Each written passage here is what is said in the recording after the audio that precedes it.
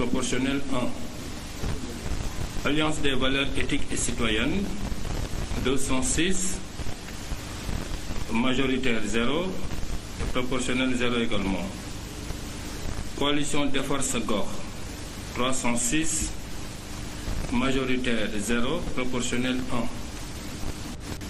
Coalition Yewwi Askan Wi, 4341. Majoritaire 0 et proportionnel 11. Coalition Gallou Sénégal, 100. Proportionnel 0 et majoritaire 0 également. Grande coalition Wallou Sénégal, 5826, majoritaire 32, proportionnel 14.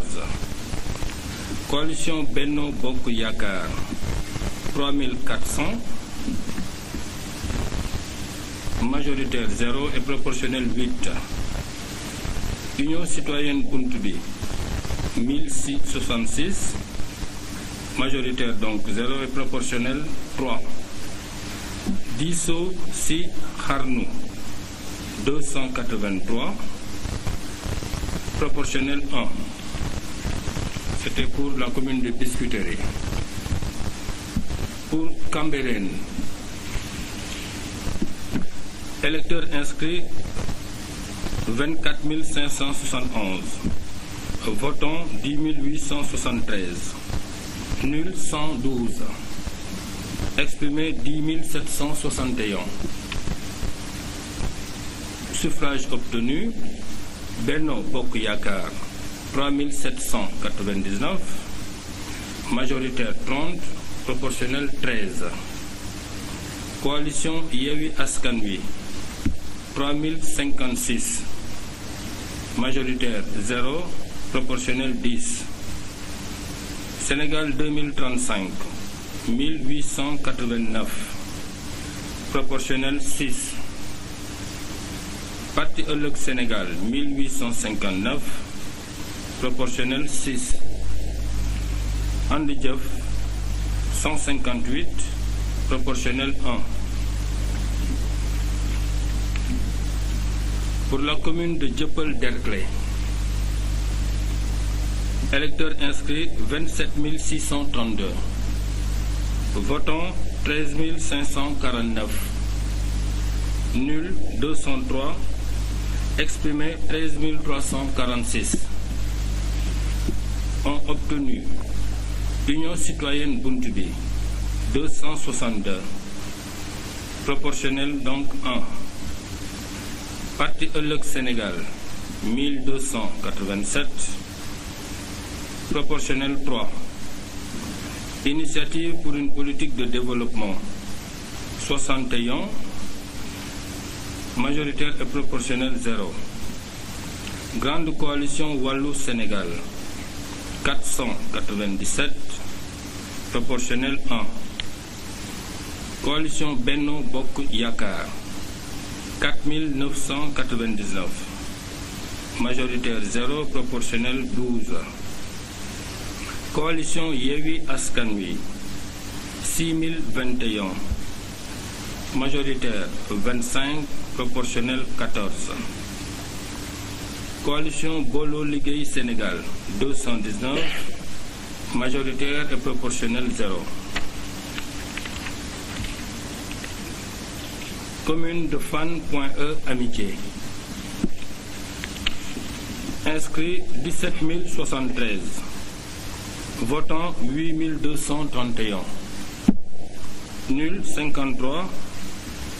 Valablement exprimé 8 179. Coalition Benno Bokk Yakaar 3041. Majoritaire 0, proportionnel 9. Grande coalition Wallou Sénégal 188. Majoritaire et proportionnel 0. Coalition Yewwi Askan Wi 4148. Majoritaire 21, proportionnel 13. Coalition Sénégal 2035 287. Majoritaire 0 et proportionnel 1. Union citoyenne Bunt Bi 212. Majoritaire 0, proportionnel 1. Convergence démocratique Bokk Gis Gis 303, majoritaire 0 et proportionnel 1. Commune de Gorée, inscrits 2136, votants 1337, nul 40, exprimé 1297. Coalition Benno Bokk Yakaar 861, majoritaire 16 et proportionnel 13. Coalition Sénégal 2035 436, majoritaire 0 et proportionnel 7.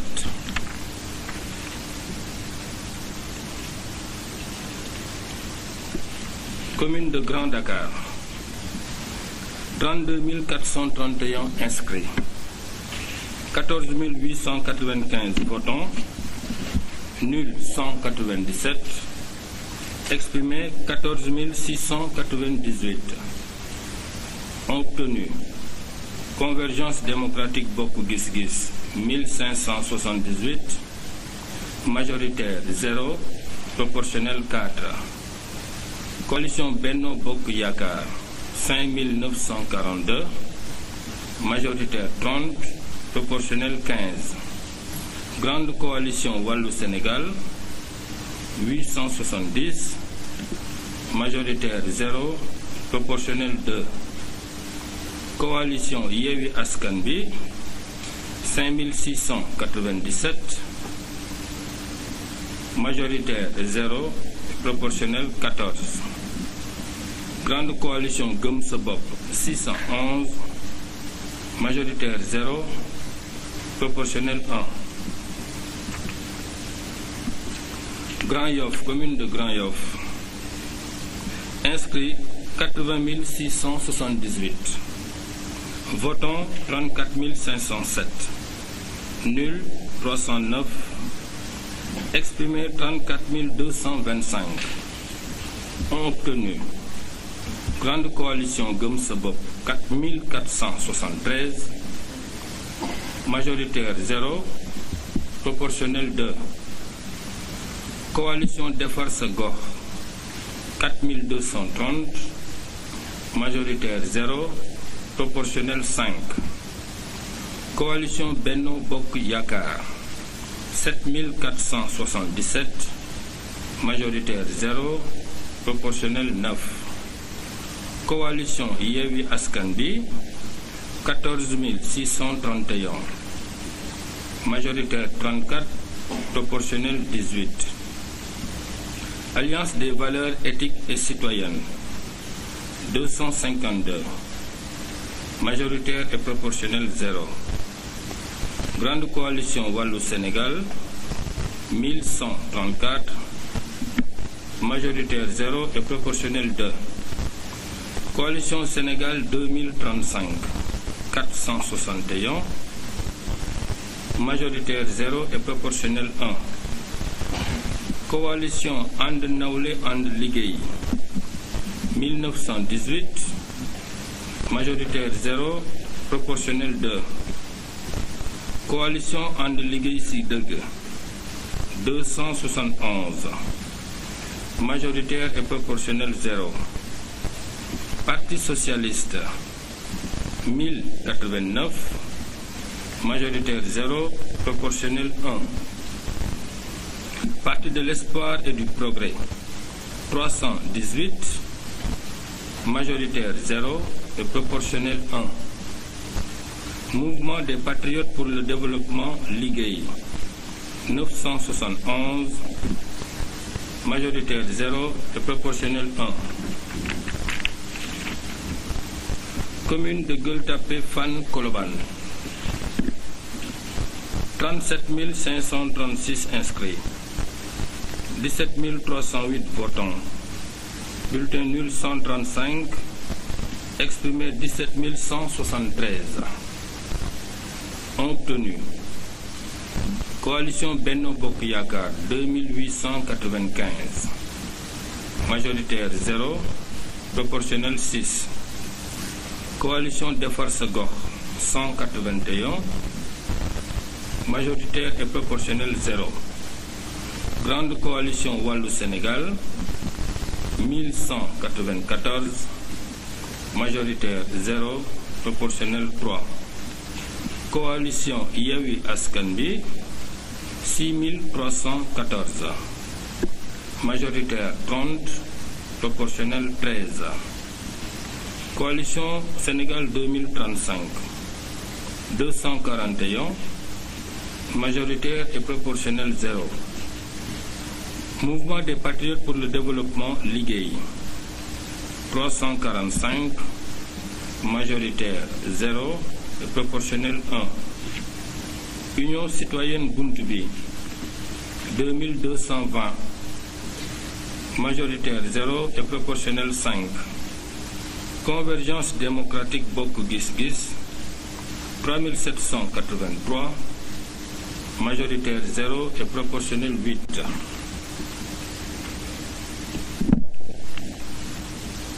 Commune des HLM.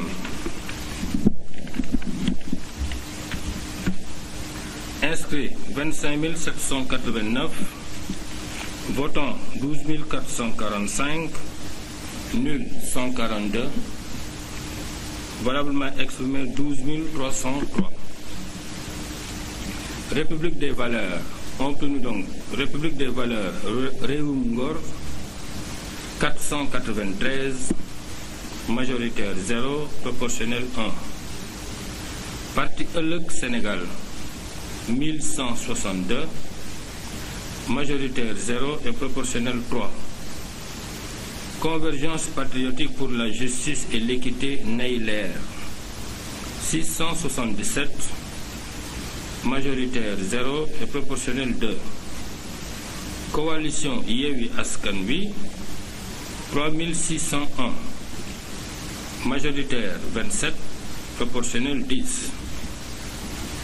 Coalition Sénégal 2035 353, majoritaire 0, proportionnel 1. Union citoyenne Buntu Bi 494, majoritaire 0 et proportionnel 1.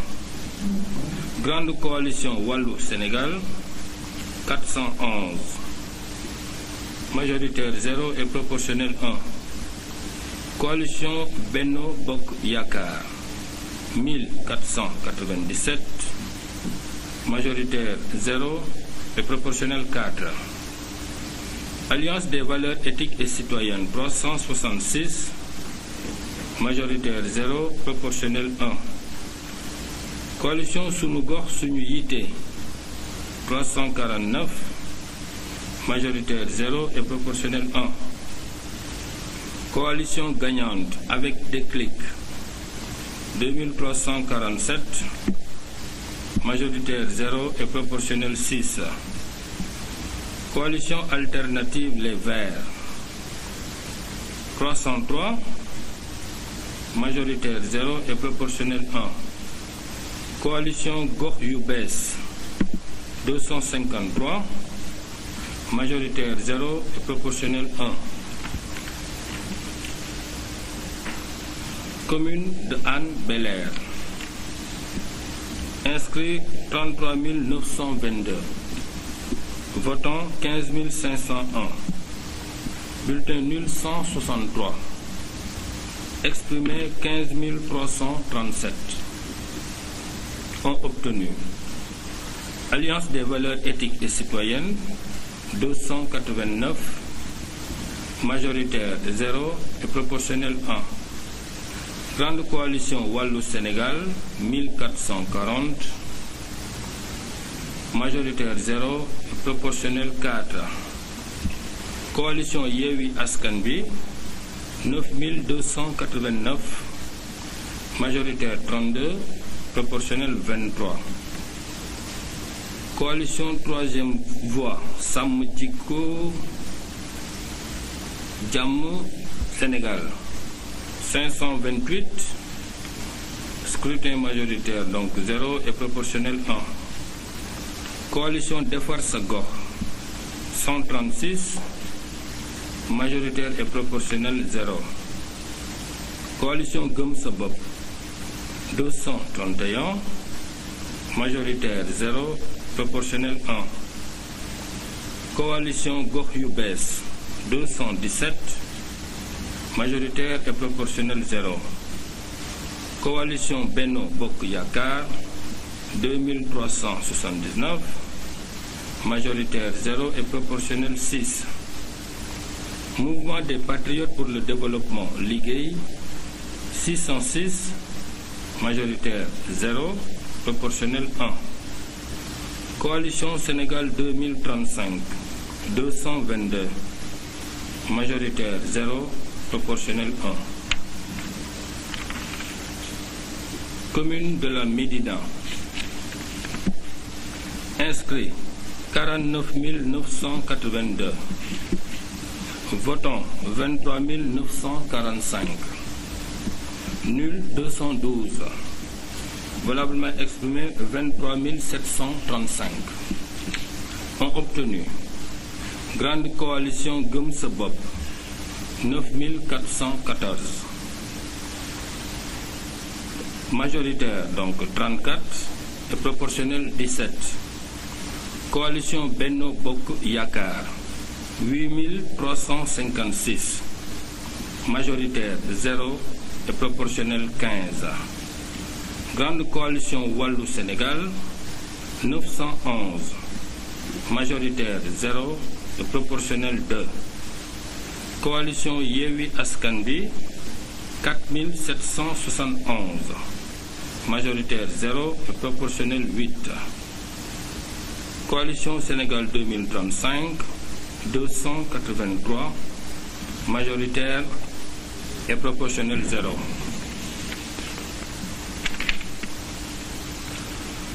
Commune de Mermoz Sacré-Cœur 24 261 inscrits, 11 865 votants, nul 64, valablement exprimé 11 678. Ont obtenu République des valeurs Réewum Ngor 144, majoritaire et proportionnel 0. Coalition Yewwi Askan Wi 5223, majoritaire 25 et proportionnel 14.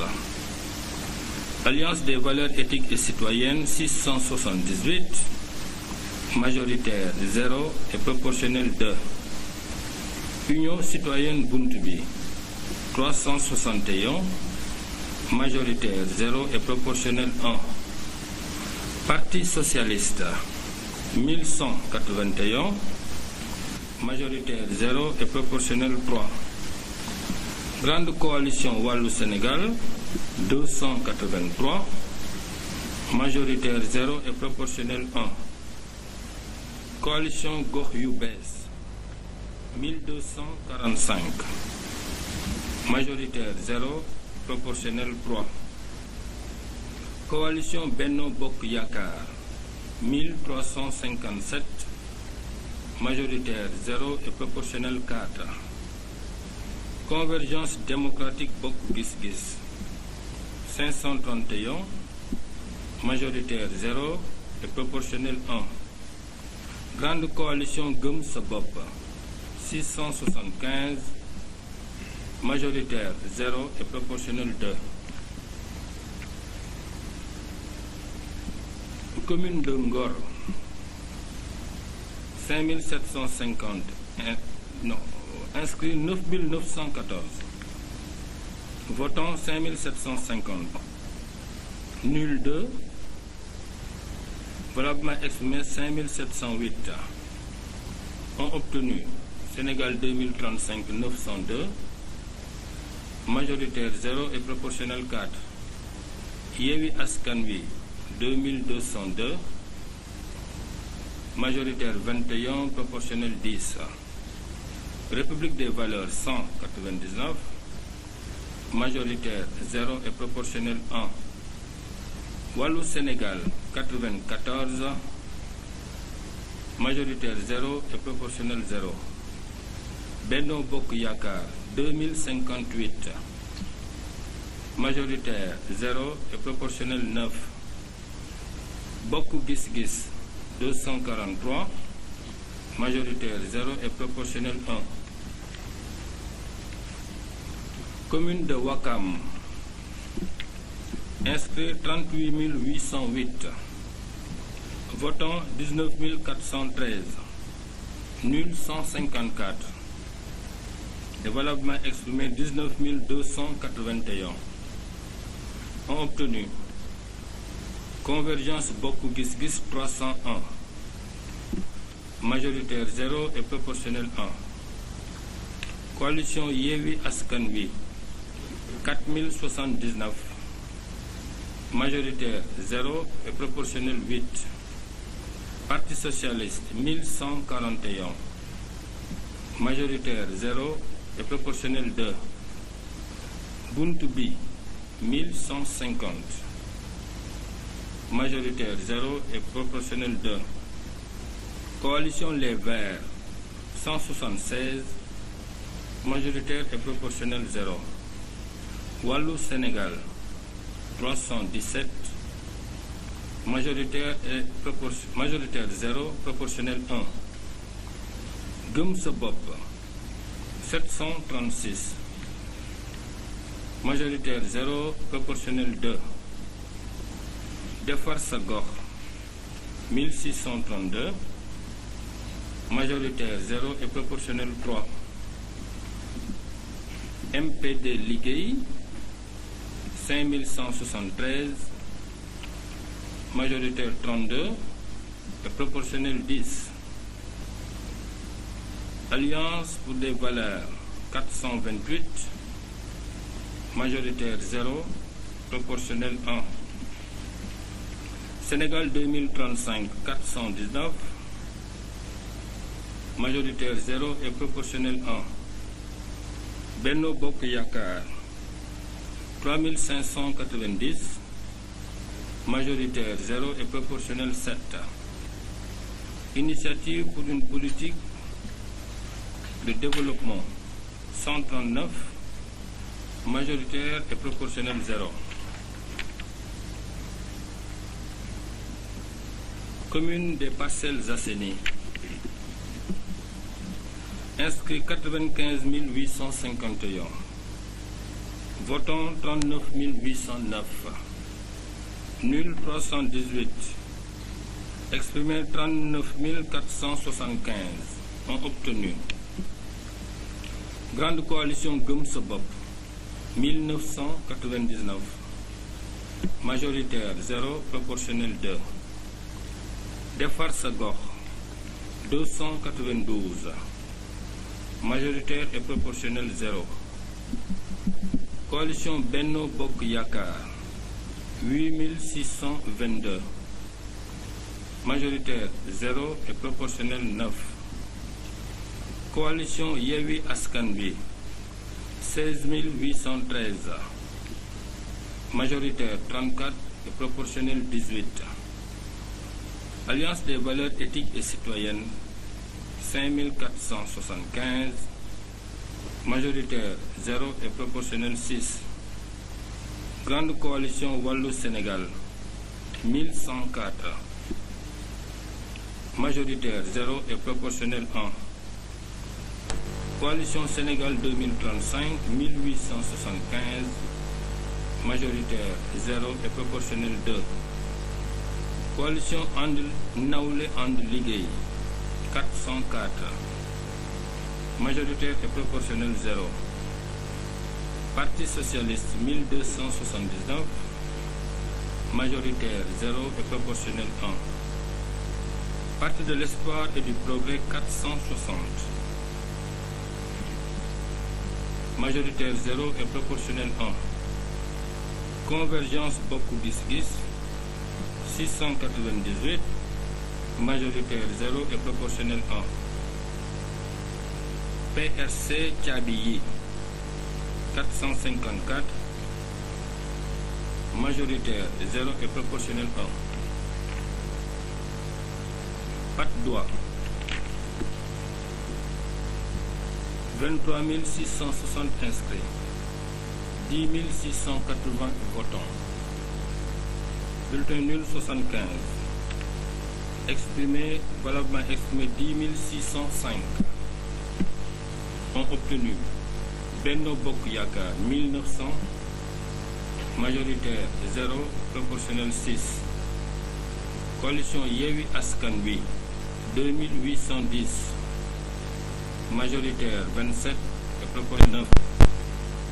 Grande coalition Gëm Sa Bopp 359, majoritaire 0 et proportionnel 1. Coalition Alternative Les Verts 2427, majoritaire 0 et proportionnel 7. Coalition Defar Sa Gox 2552, majoritaire 0 et proportionnel 8. Grande coalition Wallu Sénégal 311, majoritaire 0 et proportionnel 1. Convergence démocratique Bokk Gis Gis 246, majoritaire 0 et proportionnel 1. Plateau. Inscrits 35 609. Votants 15 715. Nul 140. Et valablement exprimé 15 577. Ont obtenu Coalition Benno Bokk Yakaar 8032. Grande coalition Gëm Sa Bopp 413. D'accord. Donc majoritaire 25 pour Benno Bokk Yakaar et proportionnel 16. Grande coalition Gëm Sa Bopp 413, majoritaire 0 et proportionnel 1. Grande coalition Wallu Sénégal 946, majoritaire 0, proportionnel 2. Coalition Yewwi Askan Wi 4921, majoritaire 0 et proportionnel 10.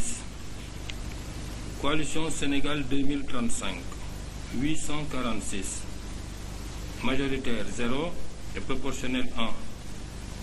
Union citoyenne Buntu Bi 419, majoritaire 0, proportionnel 1. Commune de Sicap Liberté.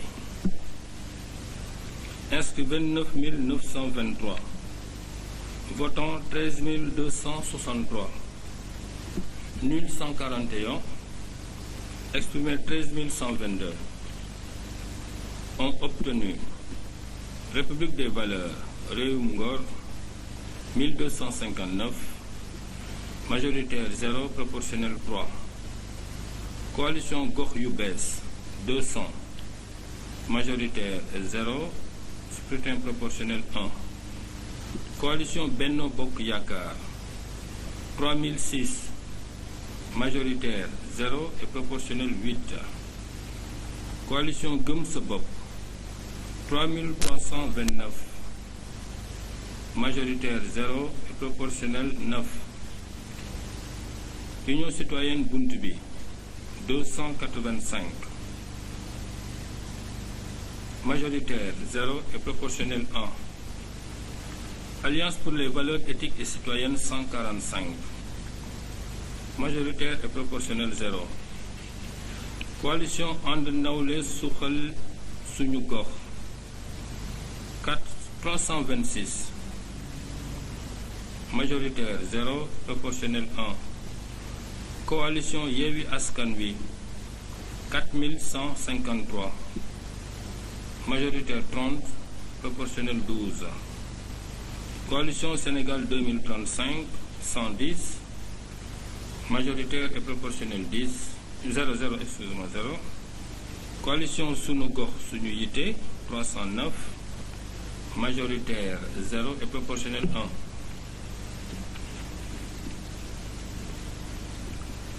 Commune de Yoff. Inscrits 53 205. Votants 25 706. Nul 180. Valablement exprimé 25 508. ont obtenu coalition Benno Bokk Yakaar 8727, majoritaire 0, proportionnel 14.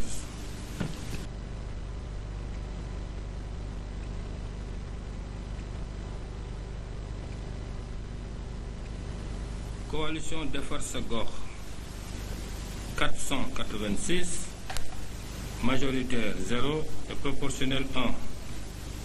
Coalition Sénégal 2035 474, majoritaire 0 et proportionnel 1. Coalition Gox Yu Bees 719, majoritaire 0 et proportionnel 1. Coalition Yewwi Askan Wi 11 364, majoritaire 34 et proportionnel 19. Convention patriotique pour la justice et l'équité 476, majoritaire 0, proportionnel 1. Coalition Dekkal Yoff 2171, majoritaire 0 et proportionnel 3. Grande coalition Gëm Sa Bopp 347, scrutin majoritaire 0 et proportionnel 1. Donc les 19 communes, c'était les résultats des 19 communes. Les résultats pour la ville de Dakar maintenant.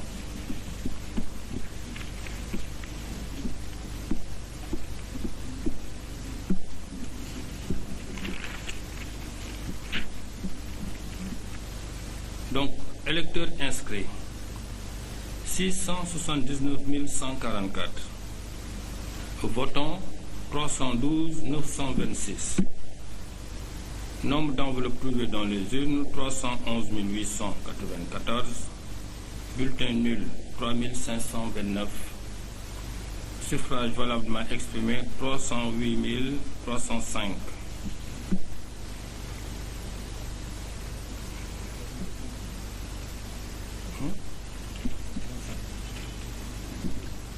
308 365. Quotient municipal 5607. Donc, ont obtenu Convergence démocratique Bokk Gis Gis 13 635. Donc, proportionnel 2. Grande coalition Wallu Sénégal 15 327. Proportionnel 3. Coalition Sénégal 2035, 8402, proportionnel 2. Union citoyenne Buntubi, 13 749, proportionnel 2. Coalition Yewwi Askan Wi, 173 628, et en proportionnel 31. Coalition Jammi Sénégal, 2605, en proportionnel 1, et coalition Benno Bokk Yakaar 81 015, en proportionnel donc 14.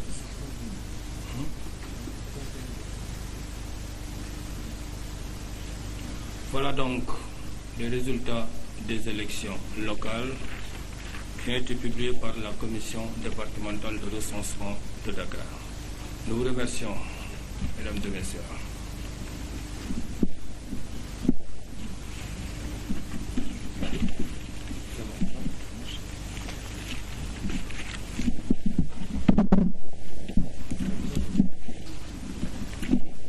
Ousmane Chimel Diouf.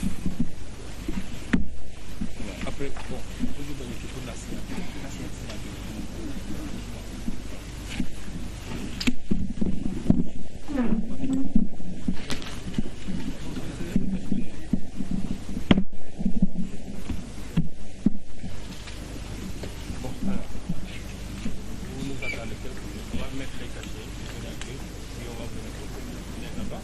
Voilà, les représentants de coalition pour y attendre.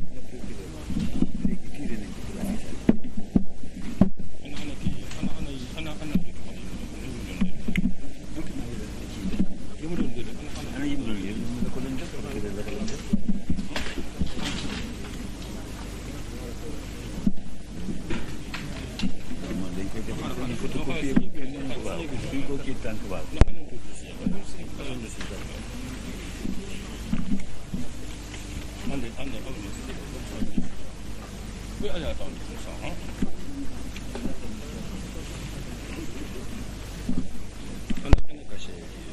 Commission amul cachet commission.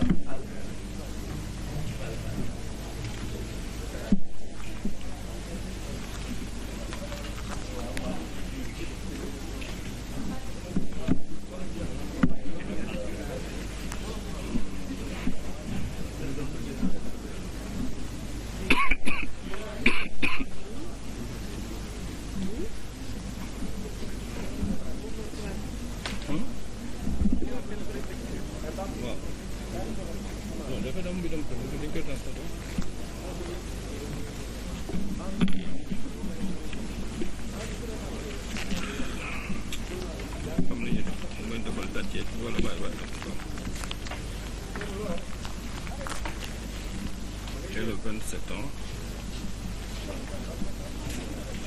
Voilà, c'est une télé de la prochaine.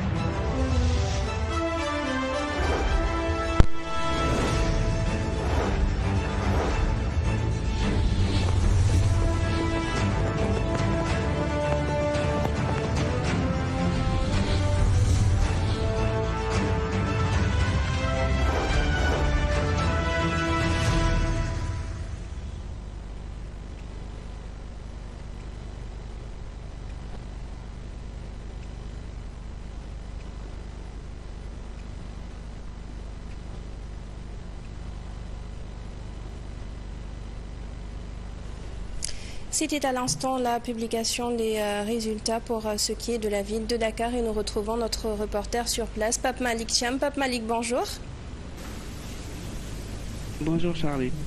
Alors, Pape Malick Thiam, quelle lecture globale est-ce qu'on peut faire par rapport à ces résultats ? On entendait le président de la commission de recensement des votes, Ousmane Chimère Diouf, qui donnait les résultats des 19 communes de Dakar et puis les résultats à la municipalité de Dakar. Bon, ce qu'on a constaté parmi les résultats, il a donné premièrement les 19 communes, je l'ai dit. Ce qu'on a constaté avec les 19 communes de Dakar, C'est-à-dire il y a une concurrence très féroce entre Benno Bokk Yakaar et la coalition Yewwi Askan Wi. Presque si l'une ne gagne pas, l'autre, voilà, si c'est pas Benno Bokk Yakaar, c'est la coalition Yewwi Askan Wi. Bon, je vais peut-être donner quelques résultats qui a livré par rapport à la municipalité, par rapport à la mairie de Dakar.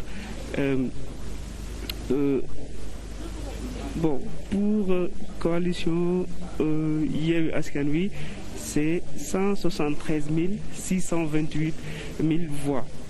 Pour la coalition Benno Bokk Yakaar, c'est 81 015. Donc il y a un écart très large en termes de voix.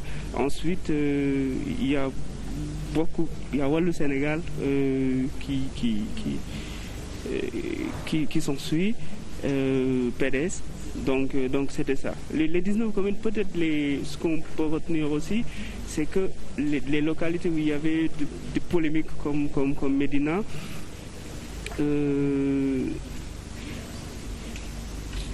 bon, excusez-moi, hein, bon, je regarde mes notes comme ça parce qu'il y avait beaucoup de chiffres. Donc Médina, je disais tout à l'heure que il y avait une polémique tout à l'heure. Bon, je me suis perdu dans mes chiffres, mais retenez que c'est la coalition Ben Gëm Sa Bopp avec Bamba Fall qui a remporté les élections. Voilà, je me suis un peu perdu dans mes notes, mais bon, après je vais peut-être les retrouver.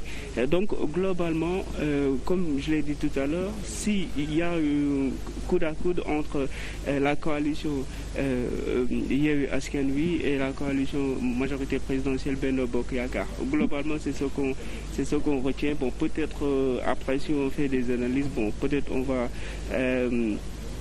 peut-être, oui.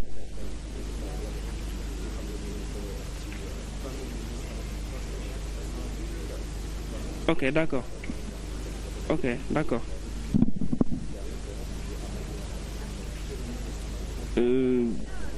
Bon, comme je l'ai dit tout à l'heure, et pour Cambérène, Yewwi Askan Wi, c'est 3756. Benno Bokk Yakaar 3799. Pour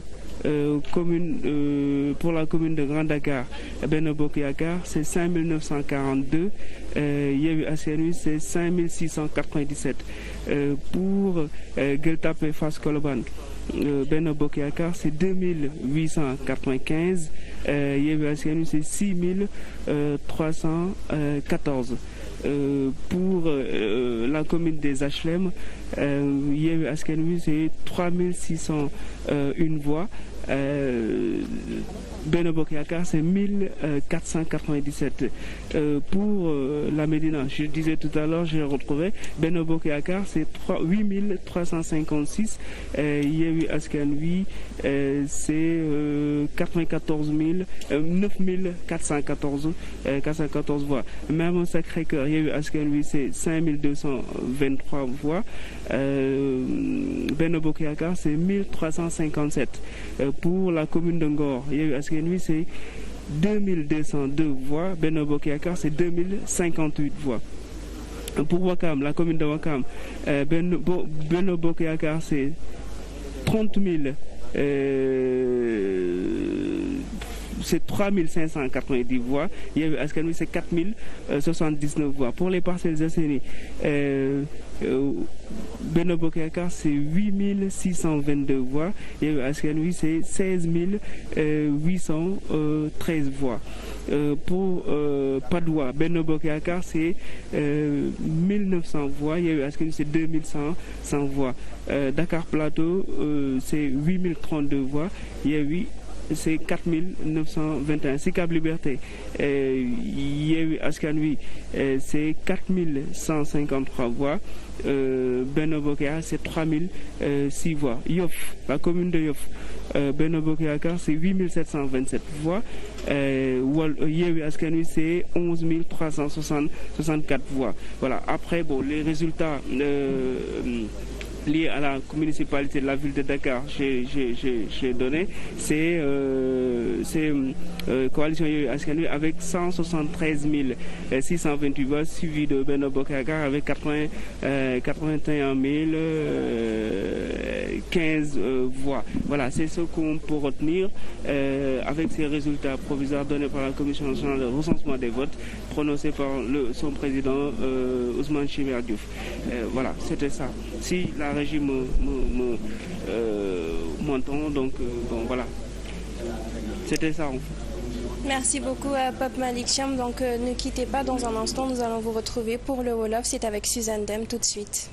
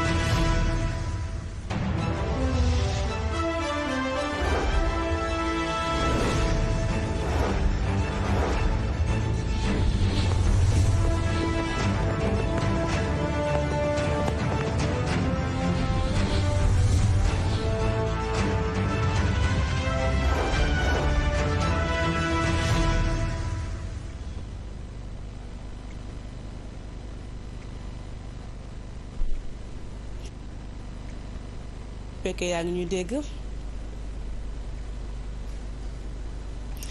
Pape Malick Thiam ñu ngi lay nuyu fi mu ne nag yaa ñu teewal ci diwaanu tribunal bu Ndakaaru ngir nag daal ñu déglul nag résultat yi nga xam ne ni rote na ci li nga xam ne rek moo ñeele élection locale yu ñaar fukki fan ak ñett ci weeru janvier. Pape Malick Thiam nga dikkaat ak ñun rek ci la nga xam ne rusee na foofee.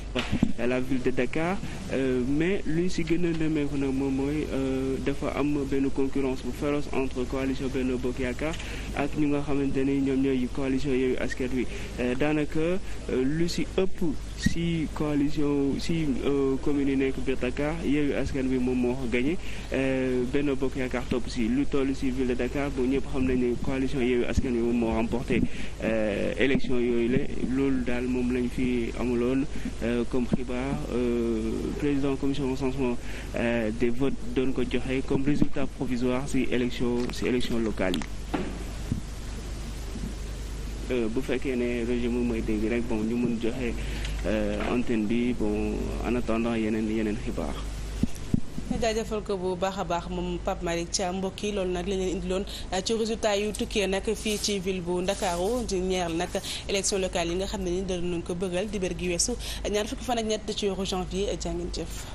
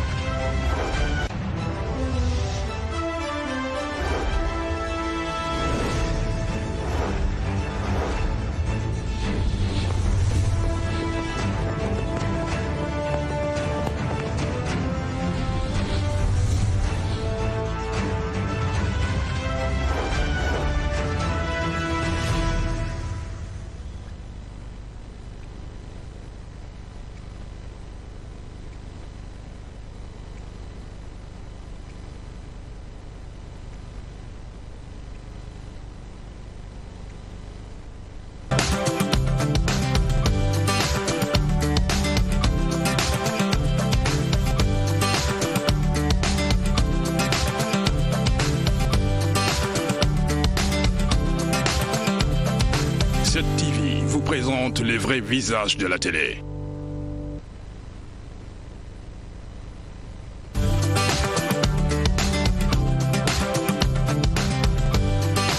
cofeel la woon ci njëlbeen mbëggeel daal di lalu mbëggeel bu amul àpp te bëri doole lool ci wàllu télévision googu mbëggeel moo jur tey 7TV. suñuy programme tënku ci xarañteef gu mag ànd ak xalaat yu kawe ba weesu seen njort. ndax fi jamono toll télévision dafa yittewoo ay xalaat yu yees ay góor ak i jigéen yu farlu ngir dundal ko.